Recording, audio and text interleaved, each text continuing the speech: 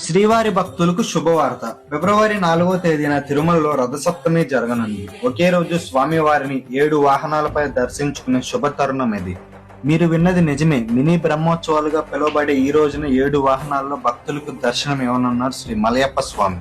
ఈ పండుగ తెల్లవారుజామున 5 గంటల నుండి రాత్రి 9 గంటల వరకు జరుగుతుంది. ఇక వాహన సేవల విషయానికి వస్తే తెల్లవారుజామున 5:30 నుండి 8 గంటల వరకు సూర్యప్రభ వాహనం, ఉదయం 9 గంటల నుండి 10 గంటల వరకు చినశేష వాహనం, ఉదయం 11 గంటల నుండి మధ్యాహ్నం 12 గంటల వరకు గరుడు వాహనం, మధ్యాహ్నం 1 గంట నుండి 2 గంటల వరకు హనుమంత వాహనం, మధ్యాహ్నం 2 గంటల నుండి 3 గంటల వరకు చక్రస్థానం, సాయంత్రం 4 గంటల నుండి 5 గంటల వరకు కల్పవృక్ష వాహనం, సాయంత్రం 6 గంటల నుండి 7 గంటల వరకు సర్వభూపాల వాహనం, రాత్రి 8 గంటల నుండి 9 గంటల వరకు చంద్రప్రభ వాహనం. ముఖ్య గమనిక ఏంటంటే ఈ పర్వదినం కారణంగా ఆలయంలో నిర్వహించే కళ్యాణోత్సవం, ఉంజల సేవ,